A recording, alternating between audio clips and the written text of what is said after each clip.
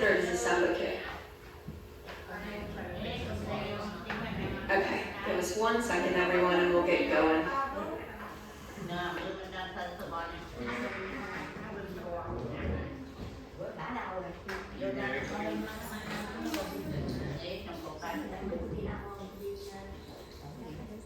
I was like, I think it can sound like that. I think it'd be fine. I think everyone will hear. I know.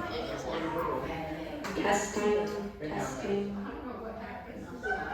testing, testing. I think it's fine. Let's leave it. Yeah, okay.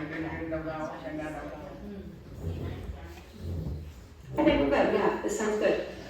Yeah, I think it sounds a little bit better. Yeah. All right. Hello, everyone, and welcome to Civic Coffee.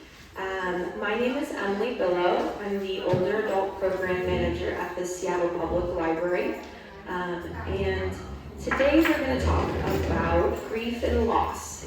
I wanted to first thank our partners, Providence Elizabeth House and Stephanie in particular, for allowing us to host today and for being so great to work with for this program. And thank you all for being here today. This program is hosted both with the library and Age Friendly Seattle.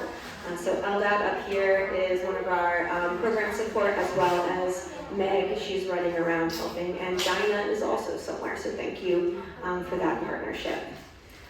Before we get going, I have a few announcements. The first one is at the back table we have some really great resources for folks. And so definitely stop and take a second to look at that table when we are done today. Both of our presenters have a little bit of materials back there, and as well as the library programs and some age-friendly programs. What's it? It's not loud enough. Yeah. All right, and then one thing that we do have back there is something called a gold card. It looks like this. Gold cards are discount cards for older adults all over Seattle and King County.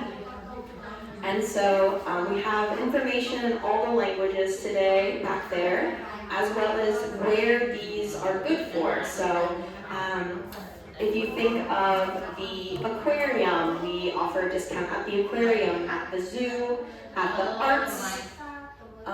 arts museum, and a bunch of other places. So please go back there, grab one of those, and there's a QR code that you can scan, and that QR code will give us more information, give you more information on the discounts. All right, and with that, let's hop into things. So today I am joined by two incredible panelists. I'm going to do a bit of an intro on both of them, and then we'll hop into the questions. So first, to my left, we have Alice Ryan. She's an assistant teaching professor and director of the Carol Lemaire program at UW. Alice Ryan has an MSW in an assisted teaching, and is an assisted teaching professor at the University of Washington School of Social Work, and is the director of the Carol Lemaire program. The student trainership program. She supports the MSW students in pursuit of social work and careers in oncology, palliative care, hospice, end-of-life care, and bereavement. Alice Ryan is a recognized leader in the field of grief and bereavement, frequently serving as a keynote speaker at national conferences, including Safe Crossings Foundation Northwest Conference on Childhood Grief and the National Association of Prenatal Social Workers? Perinatal, oh there we go. I was trying to get that word down. Her clinical work includes child loss, pediatric grief, attachment theory, and its applications to individuals and families, and the importance of grief on childhood development. Alice Ryan's academic and clinical work extends beyond teaching, with a strong emphasis on cultivating cultural responsive practices. Through her practice and clinical supervision, she mentors underrepresented social workers, helping to develop inclusive, trauma-resilient, and grief-informed approaches to mental health care. So thank you for that. Yeah. And then next we have Sonia. Sonia Whittaker has an MS and LMTFT. She's a clinical director of the Healing Center. So Sonia has lived in Seattle almost all of her life. She's worked in family business, nonprofit, and higher education before landing in the mental health field. Before the Healing Center, which we'll talk about a little bit later, she's worked in large community mental health agencies as a therapist and as a supervisor. While the role of wife, mom, daughter, and friend are the most important parts of her life, becoming a therapist and walking alongside people as they process loss and overcome challenges has made her life more meaningful. So that was just a brief introduction to our two panelists here today, and let's jump into some questions. We only have one mic, so it's going to be a little bit back and forth in between questions. But the first one I have for Sonia. So can you tell us a little bit more about the Healing Center, and what are some of the most common challenges you see people face when navigating grief, and how does the center help them begin to heal? The Healing Center was started 25 years ago by a woman who was widowed. She was only 33 when her husband died, and she found herself alone with 2 young children. And she wanted a place where she could go and be with people who were going through the same thing that she was experiencing. And several years later, she found that she was a social worker herself, and she worked at back then it was group health in their hospice program. And on the side, she decided to open the Healing Center. And she found a house that she could rent to bring people together, to have groups. The kids would go in one room and play with toys and work with adults who were there to take care of them. And then the adults would sit in a circle on couches in the living room, and they would share all the things they were going through as bereaved people. And that's how it started, and basically that is how it has continued. In 2020, of course, like everyone else, everything changed because of COVID, and they started doing groups on Zoom, and that seemed like a big loss. I started right after that, so I wasn't part of that decision. But it seemed like a big loss to not get together in the same room. But it turned out to be actually a kind of a good thing, because people could tune in from their own living rooms, and they could come from all across Western Washington. You didn't have to drive to central Seattle to be in a meeting when it was rainy and dark, and then drive home with tears in your eyes because you had just spent an hour and a half talking about grief. And so it's actually worked out pretty well. And because of it, we have about 3 times as many people and groups going now. And we have several groups for senior adults. And what we tried to do is give people a place to come together with other grieving people. We group people largely by age, so there's groups for people who are about 60 years old plus, and then groups for people who are about 30 to 60, and then groups for people who are about 20 to 30. And our senior groups are really the most thriving groups. People come and they come the most consistently, attend the group the most consistently, and they attend the group for the longest. So we really enjoy our senior groups. And we have really simple group rules which kind of speak to what we do. We ask people to try not to give, well, of course, practice confidentiality, so what is talked about in group stays in group. But we also ask people to try not to give each other too much advice, because we don't think that grief is something that you have to follow rules for, or that you should be doing things a certain way, and if you aren't grieving properly. We think that the way you choose to grieve is okay, and as long as you're not hurting someone else or yourself, I guess. And so we kind of just accept you where you're at, And so that's one of our key rules. And the other one is that we ask people to try not to compare themselves to others. Because again, everyone's loss is very personal. And the way they navigate that loss, the way they go through that grief journey is very personal. And we don't want people to feel like, oh, it's been 2 years and I still don't feel better. What's wrong with me? Nothing is wrong with you. Sometimes grief lasts the whole rest of your life.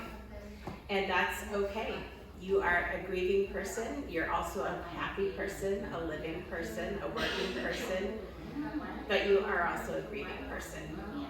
So that's a little bit about what we do.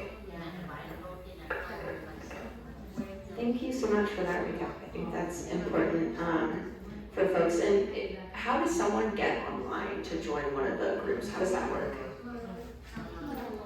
It's really similar. Probably many of you have actually had like a doctor's appointment on Zoom. Does everybody have that experience, or check in with a nurse or something like that?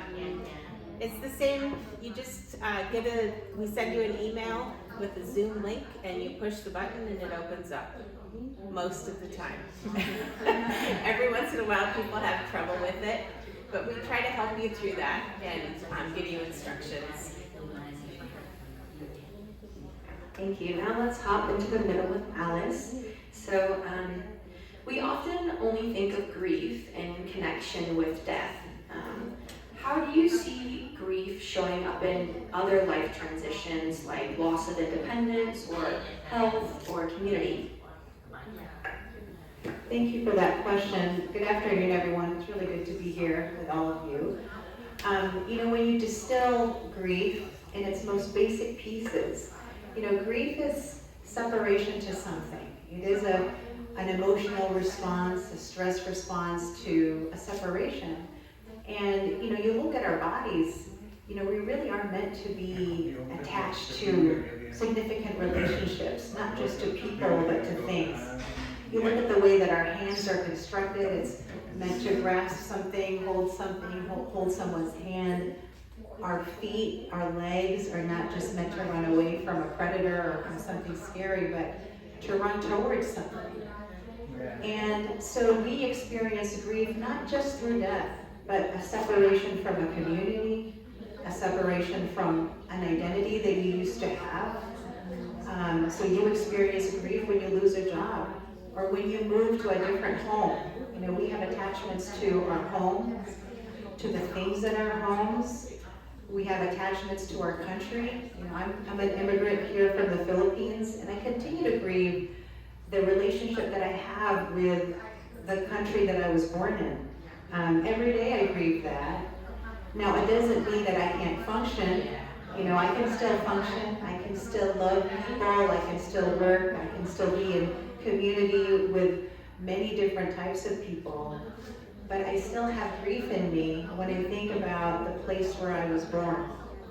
And so I love being here, by the way, because I look around and there's so many different people that come from different parts of the world. So I see grief in this room, but I also see joy and happiness. So grief can coexist with other human experiences, because not only are we built for attachment, but we're also built for dealing with loss and separation.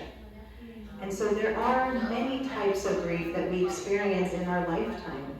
And for people that have lived a long life, I think that people who have lived a long life are experts in grieving, to be quite honest with you. You've experienced a lot of losses in your life.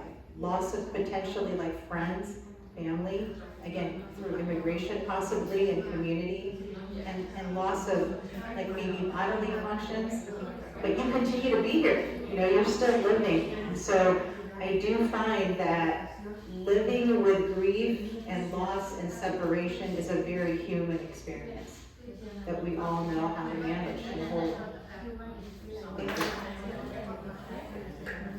Yeah, thank you for that response. I also really like how you tied in both kind of that understanding of grief, but also how we've all been through it already. Everyone in this room has grieved something in our lives, and that hopefully today you will take away something that could potentially help with the next thing you grieve or what you're currently grieving, right?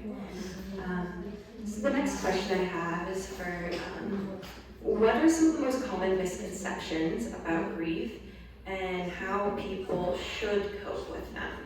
I'll hand it down here. What are your thoughts? I think we can both answer this. But I think people think that grieving people are sad all the time, and that is not true. Grieving people are sad some of the time, and then they are also the same things that everyone else is, happy and mad and frustrated and overjoyed and everything else that we go through as humans. But grief kind of comes alongside that and maybe kind of flavors all those other feelings while people are feeling it. Another thing that people believe about grieving people is that they only need some amount of time. 6 months and you'll feel better. 1 year and you'll feel better. 2 years and you'll feel better. And that is absolutely not true. Grief, we say at the Healing Center all the time that grief takes as long as it takes. And we don't have any conception about how long that you will grieve after you've experienced a loss. And it is very likely that you will always be a grieving person. Let's see, what's another thing that people think? I think that people often think that their grieving person needs to be left alone or treated very carefully. And leaving your grieving friend alone is really unhelpful. You also might find that they're a little different to be around when they're grieving. They may not be, they may be a little irritable. They might be more withdrawn than you are used to them being. And I really encourage people not to take that personally. That isn't about you. It's about all the things that their brain is going through because they are grieving an important person in their life. So I encourage people to try to treat their grieving friend as normally as they can and to give them as much time as they need and to try to continue to treat them the way you always treat them. You have thoughts about that? There's probably other things. So many other things, right? But no, I think Sonia, you covered that. Thank you. I think that just hearing your response, and I think that I look back at maybe, like when I lost my grandma and how those are so true, right? You need time, but being around people is so important, right? Being around your friends, your community, the other people who are grieving. It's very important for your own healing process. And it's been years since I lost my grandma, but you'll do something and it'll make you think of that, and that's still so healthy to still feel something, right? Because it was, I also tie back to I lost my cat a year ago, and pets. Everyone here has pets, I'm assuming, or at least a lot of pets, and how important animals are in our lives, and how they're the people you see every day. When you lose them, it can be very monumental. Yeah. If there's one thing, maybe, because I've heard this before, one thing about grief is it's a process, because the ending is predetermined. You can't reverse a death, you can't reverse something that you've lost. So you have to deal with the present moment or what has come after.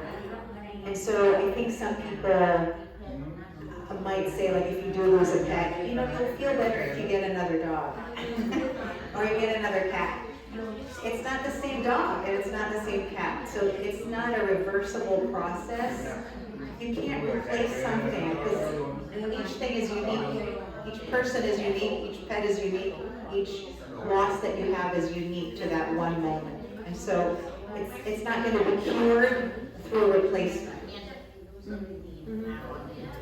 Yeah, that's so true. Yeah.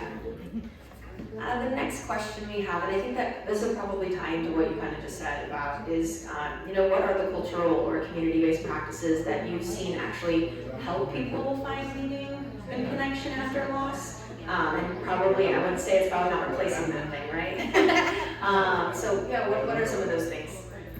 Yeah, thank you for that question, dear. And, again, I don't want to speak for other cultures. I can only speak for a cultural experience that's tied to my own indigenous culture, which is the Filipino culture. And, part of, again, learning what grief, living with grief, which is grieving, is finding meaning. And a cultural practice that I know not all Filipinos do, but certainly Filipinos in the region that I'm from, is every time there is an anniversary of the death, we do celebrate that anniversary by creating an altar. And it's very similar to Dia de los Muertos in Latin cultures, where there's an altar that is created. And a lot of that similarity comes from, the Catholic tradition. We're both Christian nations, or colonized by Christianity.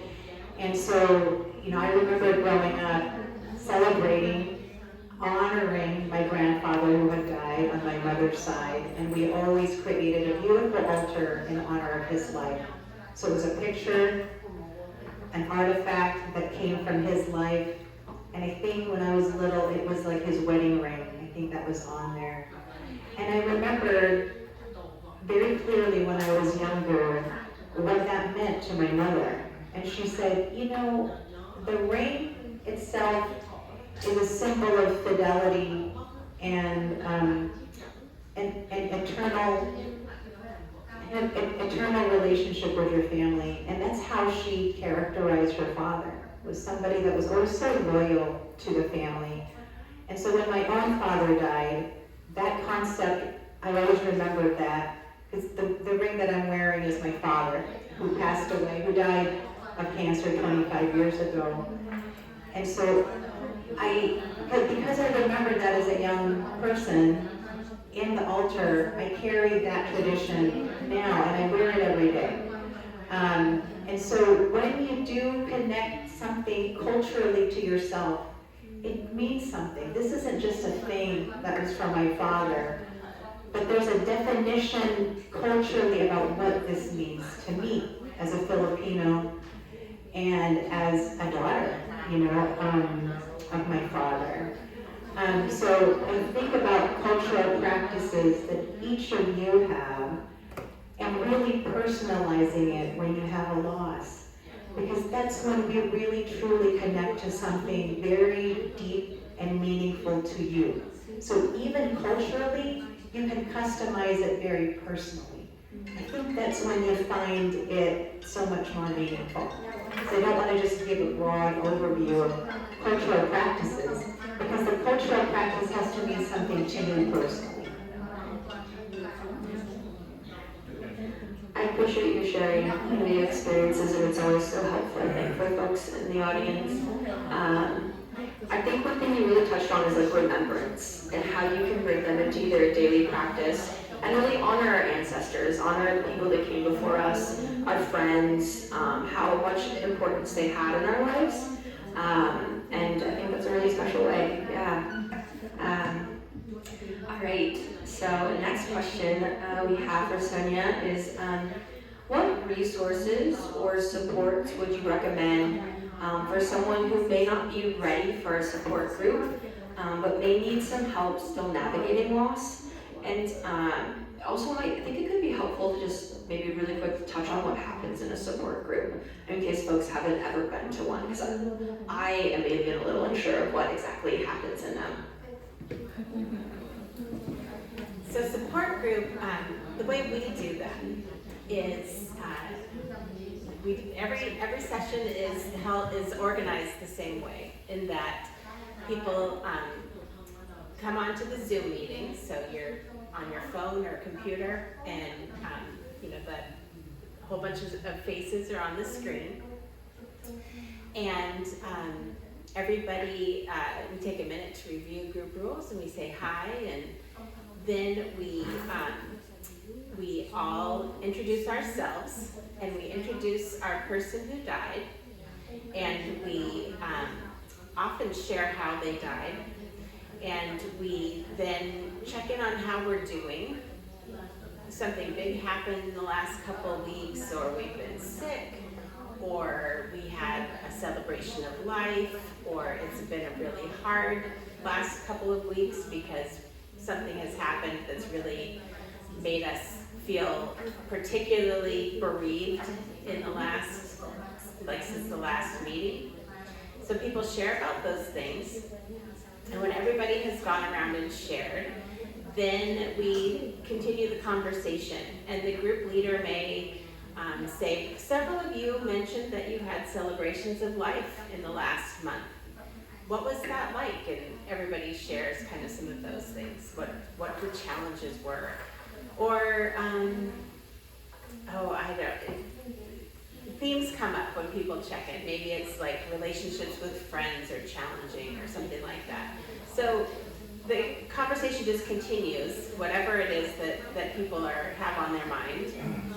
And this goes on for 90 minutes. Our groups are always 90 minutes long. And then at the end, we have a reading, something that is grief related. And then we say goodbye. And it's really, you can be quiet. You don't have to talk a lot. Hopefully you don't talk too much. You know how that is. There's always somebody in group who really likes to talk. So sometimes we're like, oh, how about someone else share? But basically it's just people, it's just like sitting around a table talking. Did this go out? Yeah. Okay. It's just like people sitting around a table talking, but, or sitting, on these couches basically. But you're in your own house, and you don't have to drive or arrange a ride. You can have your own cup of coffee and things like that. You can have lots of people have their cats on their laps or their dogs on their laps. So that's what our group is like. If you aren't ready for group, or you're not a group person, which lots of people are not group chat people, and that's okay. We do encourage you to just take care of yourself. Try not to push yourself to be exactly like you were before your person died. So that might mean being able to say to people, I can't do this right now, or I need help from you doing this. Giving yourself a break to not have the same expectations you had of yourself before your person died. Sometimes, most of the time, I think at this point, your person had been probably sick for a long time, and you may have very well been spending a lot of time taking care of them. And so it might sound good that you don't have to take care of them anymore, but all of a sudden you have a lot of time on your hands that you weren't expecting, and you don't know what to do with yourself, and that role of being a caregiver is not part of your life in the same way. And it's okay to be sad about that.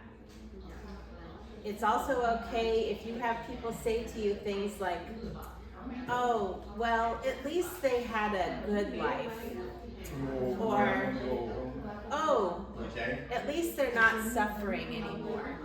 And while those things are kind of true, they're not really what you want to hear, because you just miss your person, and it is okay to not be happy to hear things like that. It's okay to be frustrated with people if that's the kind of way they approach you. Another resource is probably the social worker at the hospital that you might have been, like if you were in a hospice program. Hospice programs all have social workers, and they should be able to help you get some of the things that you need after your person dies. Or if you're in a community like this, there's people in the like social workers and other people in your community that are here to help you with those kinds of things.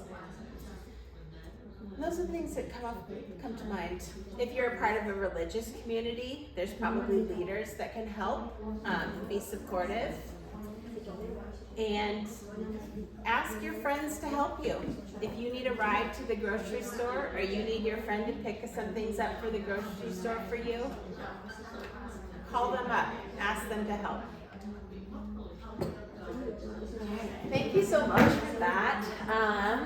And I think there's so many good nuggets of information that you just gave. I mean, I think asking for help, giving yourself a break, giving yourself understanding and, space is really important.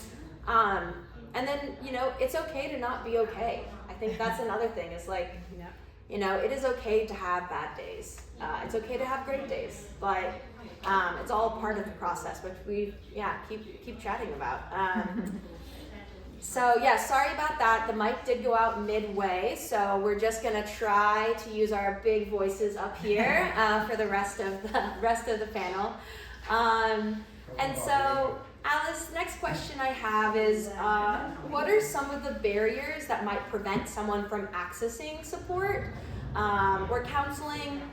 And kind of the same question that I'll add when I ask Sonia is like, what would those look like? I feel like when we talk about the types of support, it always kind of breaks down those barriers to begin with, right? And makes them a little less scary. So what could those counseling and grief support look like? And then why might people not go? Yeah. Can you hear me okay? Yeah, okay. All right, I'm gonna try to use my big voice. Well, there are many barriers, like there's systemic barriers, of course, and then there's like these community barriers. You might not be able to get to the resource that has the grief counseling. You might not have a grief support program here, and you can't get to where they are. So those are like real physical barriers to accessing grief counseling and grief support. And then there are internal barriers and maybe cultural barriers, such as, there's a stigma to asking for help. I think for some of us, we grew up with a notion that if you ask for help, there's something wrong with you, emotionally or psychologically. And so there is a stigma that is attached sometimes to asking for grief support. And some of those barriers can be overcome by, as I shared earlier, we have an inherent capacity for learning how to grieve, for living with grief, because we are meant for attachment. We are meant to have significant relationships in our lives. It is adaptive to not be alone. And so you look around this room, and there are many people here who live with grief, who are grieving, who can be a great support. Because grief really is about telling stories to one another and listening to each other's stories. It's about learning about the person that you're missing, maybe the country that you have fled from or immigrated from. And we have very common human experiences that we can share with one another. And that actually is therapeutic. And you don't need to have an advanced degree to listen. My mother always told me you have two of these, 2 ears and 1 mouth. So you gotta do twice as much listening than talking. And that's why, first of all, our brains love patterns. And one of those patterns that it loves is a story pattern, because it has a beginning, a middle, and an end. And when you're talking about grief, that is a whole story pattern. And that's why it feels therapeutic to share. To be witnessed in your story. And then for the person who's listening, it's also therapeutic, because it's also the same pattern that they are absorbing. One of the beautiful things that I've watched recently was the last recording or last interview with Jane Goodall before she died. And Jane Goodall is this person that, for people who don't know, studied chimpanzees out in the wild in Africa for 4 decades. And she talked about so many stories that she has heard over time and collected over time in her long life. And she said, the stories that meant the most to me are the stories from the heart. from broken hearts, usually grieving hearts. And so when I share those stories, I know for sure that story is going to touch somebody else's heart, because it is the same language across cultures when two hearts talk to each other. And that's what sharing grief is about, is sharing stories that come from here, not from up here, but from here. Because this is where attachment is processed, really, in kind of this part of our body. And so I say, you don't necessarily need to access, like, again, grief counseling, grief therapy for you to feel supported in your grieving. You have each other, and don't forget that each other is your greatest resource, for sure. So try to reach out and see if somebody else is willing to listen to you, and because somebody might be willing to listen to you too. Yeah, that was very special. I think that I know that we've talked a lot about ourselves processing grief, but I think you really touched on how we can help others as well process grief. And I see a lot of you are sitting in pairs or in triads. I know that you all are, helping support your neighbors and your community, and how important it is to listen, and just be a lending ear for someone, and how that can have such a big impact. Come on in if you love. Yeah. And so I have a question for both of you, and I see, both older adults in here as well as caregivers and family supports, and grief can be, a long-term process. We've already talked about that today, and it can be confounded by isolation. So what are some of the advice that you would give to someone who's caring for someone else, whether that's a community member or maybe their partner, a friend? And I'll ask that to both of you, what your guys' thoughts are. And hand that over. Oh, sorry, this isn't working anymore. Big voice. Yeah, big voices, sorry. Well, I think we've talked about it a little bit already. So it's like the opposite, or the other side of taking care of yourself, giving yourself space, all those things. If you are helping a grieving friend, be present, even if you feel like they maybe don't want you to be. They could be very clear and say, I would rather be alone today, and that's okay. But they may just want to be with you and be quiet. It might just be nice to have someone to sit with. They may need to talk about their person, and they may need to tell you the same story. In fact, they probably will need to tell you the same story over and over again, because that is part of the way that our brains and our hearts, because Alice is really talking about hearts, learn to accept that the person is gone. Is you need to hear the same story over and over again, and you need to hear yourself tell it. So people will often go over the last week of their life or something like that, or the day they died and what that was like.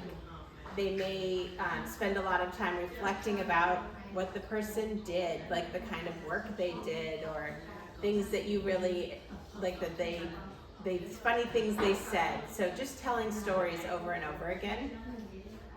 And it can require a lot of patience as that person's friend, because of course, I don't know, we all here have friends that tell us the same story over and over again, and you know that little thing that goes off in your brain that says, I've heard this story already, you just kind of have to turn that switch off and listen to that story over and over again, because that's what that person needs to do.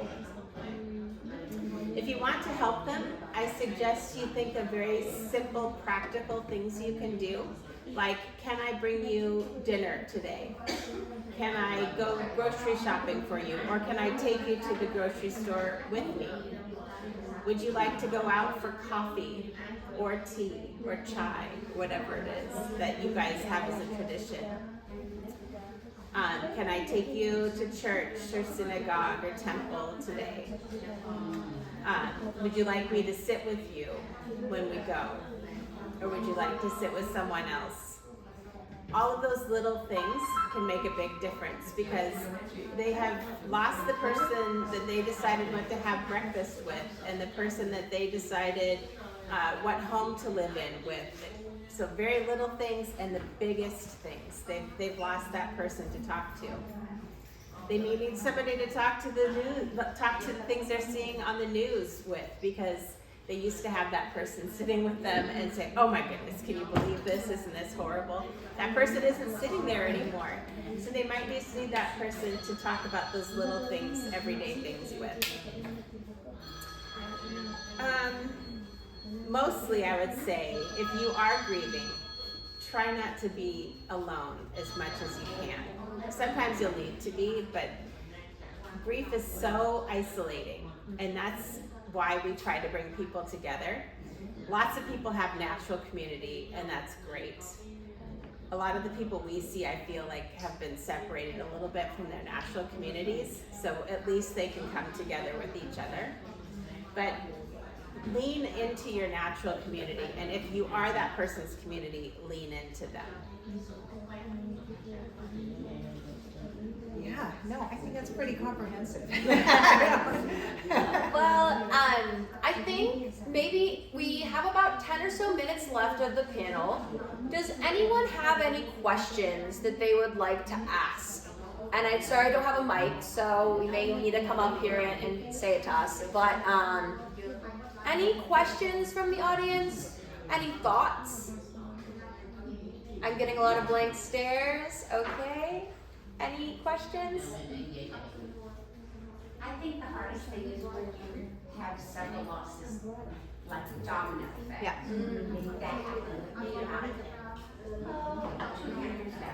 Yeah. And those are really hard because you're grieving more than one loss at the same time. It's kind of like if it rains, it pours type of thing. Yeah. Yeah. Yeah. Yeah, so the comment that we had was about just how, sometimes people, it'll be one loss after another, and that compounding grief, how that feels. And that can be a lot. Yeah, is there... Yeah. Tell me your name. What's your name? Connie? Connie. Is that, okay. Ginger. Hi, Ginger. Ginger, I appreciate your question very much because that happens to many people. And when again you distill what grief is and grieving, it is the stress response to separation. So what you're describing too is compounding stress. And so when we just look at it generically as like, what do you do with overwhelming stress? You need comforting. You need comforting and community around you. And then it's hard because you want to honor each loss separately because they're sacred. Like each of those relationships are individual and intimate to you. That's what is also difficult with compounding losses. Like you don't want it to be unnuanced because these are special relationships, And so again, I appreciate you bringing that up because that's a lot of people here. I'm assuming that have experienced that same experience, and then you compound it with, let's say, other losses that are not about death, but of immigration, loss of, control of your body, and aging. All of these compound. These are stresses that don't go away. I think about this concept of allostatic load, which is like chronic stress. And animals who have chronic stress, the way that they deal with that is they hibernate. Like bears they hibernate to metabolize all of that stress. And they come out in the spring ready to eat and they're all refreshed. But humans don't have that luxury to hibernate, And so I think about what is it that humans do to cope with allostatic load? What is our own kind of natural hibernation strategies when we can't hibernate because we just keep going? You know, we don't get to sleep for 5 months out of the year. Well, it's like the little things that metabolize stress. So it's looking at your sleep hygiene, making sure that you are able to have good not quantity of sleep, but quality of sleep. Giving your brains like putting your brains in social situations, meaning in community, eating good, eating well, being able to just be on the couch and just watch a bunch of crazy TV. You know, that's okay too, because grieving is actually physically hard and taxing. It's very taxing. So if you feel tired, you need to listen to your body and sleep. The thing I found, I moved here. Yeah. The very end of April. I'm retired. Yeah. I moved with my daughter. Yeah. With my church. Yeah. I had to retire. I lost a full-time paycheck. I'm sorry. And then I came into an environment that's very different. Yes. And my daughter like lives around the corner and she goes, I don't understand, Mom, you're so outgoing. Why are not you going to church yet? Why haven't you, been going to the senior citizen? Why haven't you? And I said, because I'm not ready yet. I know. That's okay. That is. It takes And time. yesterday she starts texting me all these things I can do, and I'm like, stop. You're not helping. So in the grieving, it's good to tell someone. Yes. Please back off. Back off. I'm a grown woman. I'm okay. I'm not going to tell you. And some Yeah. people can't do that. I know. And it adds more stress, to be honest with you. And so, I think isolation is a little bit part of what has happened. But protracted or prolonged isolation, that can cause issues. But you do need time and space, you're right, to adapt. Thank you, Ginger. Thank you for sharing all those. I'll kind of share just a brief synopsis of what Ginger was saying. It was just about how her daughter reached out and she's using healthy coping mechanisms to settle in her new space, in her new building, and just dealing with all the changes going on in her life. And so, yeah, that's wonderful. Yeah, wonderful that you're able to do that. And I guess we really only have time for just one closing question that we have. If you all have other questions or would like to kind of talk with the panelists when we're done, they will be here for a few extra minutes. But if you both could leave our audience with just one message, one overarching theme about grief and healing, what would it be? You guys have given so many incredible tips today. I've written the entire page down. But what would you like to leave the audience with today?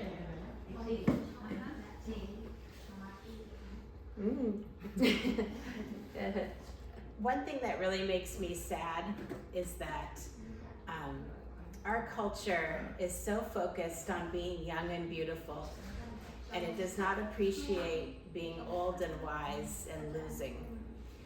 And I think grief is very sacred, and I think it is really one of the most important things we experience as people, because it means that we have lost something that we care so much about that we are having a hard time going on without it. And that's something that really needs to be paid attention to. And I want to use the word celebrated, although that sounds funny to talk about grief that way, but I want it to be something that our world is better at holding up. I think America is particularly bad at that, and there are lots of places in the world that are much, much better at it than we are. And if you have a practice that is better at grieving, something you learned as a child or in your family home, teach other people about that and continue to bring the importance of grief to the people in your life, because I think that our world has a lot to learn about grief. That's beautiful, Sonia. That really is, and that's true. Grieving is sacred. So the only cure for grief is grieving, is to grieve. And because grieving is an invitation to communication with what you've lost, whether that is a living being, an important relationship, your culture, your country, your sense of place and identity, it invites you to a conversation of that thing that you've been separated from. And so grieving is such a natural thing to do when you're separated from something. It creates conversation. You know, the experience of grieving is longing. So longing really is an invitation. And so take the invitation and say, okay, I'm gonna remember you. I'm gonna talk about you. I'm gonna share about you. And again, that crosses across cultures. You know, I think a lot about what we look like as a community when we became this form as Homo sapiens. We lived in very close-knit physical communities, such as this actually, you know. We lived very closely together, multi-generationally. So it's our modern way of living that has sometimes put a real big barrier in one of the best coping supports of people who are grieving. It's being together. So I think, you know, not just longing can be an invitation again to this communication for this person that you've been separated from, but an invitation to share about that person with somebody else, or that thing that you've been separated from with somebody else. You know, so open that, lean into that invitation. All right, everyone. Well, I just want to really thank our two panelists today. If we could give them a round of applause.